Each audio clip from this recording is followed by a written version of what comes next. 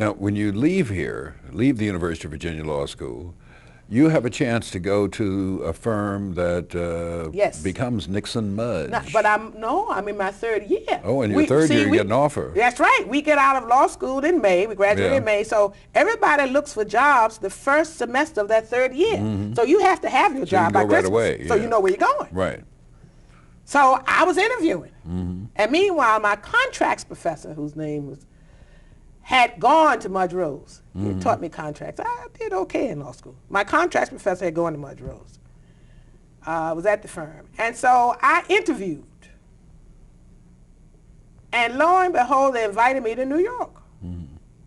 So I go to New York, and you talking about intimidated, Julian. I mean, I was scared to death.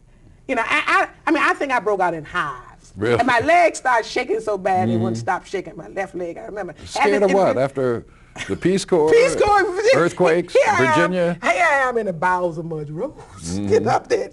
It's a whole different, you know, you don't hear anybody walking in the hall. Everything is quiet. Yeah. You know, and you just in this inner sanctum. And here I go in this thing, and I have to meet with this, who's, I'm sure, the senior partner. You know, and he's about 70, you know, and so I go, and I'm giving this job offer. Mudge Rose, $18,000 a year.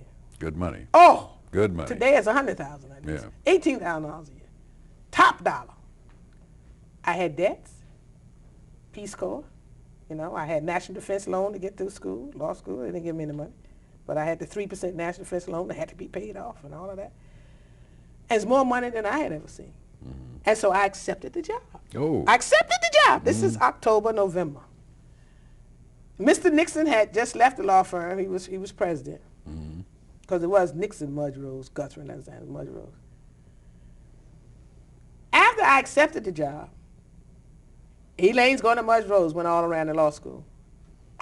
So it got to the point, Julie and I would walk by a mirror and I didn't want to look at it. Now, you've taken the job at the law school, and people in the law school, I mean at the law firm, and the people at the law school are saying Elaine's going to Mudge. Right. And they were saying it, you know, very proudly. Yes, indeed so. Right. You landed something. It's a tribute to them, it's a tribute to you. Right. So what happened? I felt awful. After I said yes, I felt, because that's not the reason I had gone to law school, to go to Mudge Rose. And I was doing it only for money. Now that's another principle I picked up that stuck with me. I stumbled into it, but it's a good principle. It's all right for money to be a factor in decisions. You know, it's the real world. You know, we need it.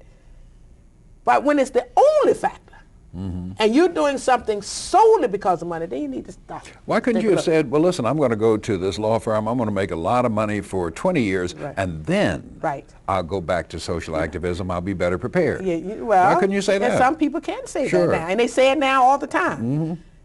But for me, I wanted to start right away. I mean, it's the reason I had gone to law school, and I didn't. I said, you know. So it's money is weighing on you. Well, no. I mean, doing something for money. Doing something for money is weighing on me, because the only motivation was money. And usually, if you, and I believe that today, if you're doing something, you have to. It has to be something else about it as well. Money can be a factor. It can be a predominant factor. It can be an important, a significant factor. But when it's the only reason you're doing it, that's what gives me pause. And that's the only reason I was taking that job. So how did the Legal Defense Fund come along? Well, I wrote them and I said no. You know. So you had nothing. I had nothing, and it was a tactical error, because there's somebody from the University of Virginia got that job, and I should have negotiated with him. You know, a little something. Yes. And so that was another important lesson. Gave it up for nothing. You know? But then I had no job. I gave it up after the holidays, after the Christmas holiday, and I went to the dean's office. And I told the dean, I said, I have no job. I'm going. And he said, what do you want to do? I said, you know, I want to be a civil rights lawyer. That's why I came to law school. He said, well, look, I'm going to call my friend Jack Greenberg, who's head of the Legal Defense Fund, and get you an interview with him.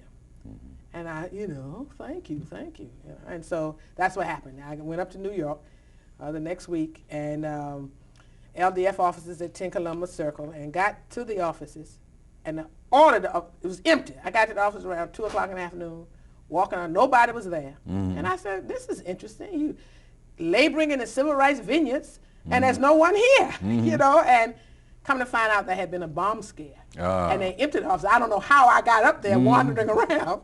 So when they came back to the office, Jack and I interviewed, and he hired me right there. On the spot? Right there on the spot. And so you finish law school, you go to work for them? I go to work for them.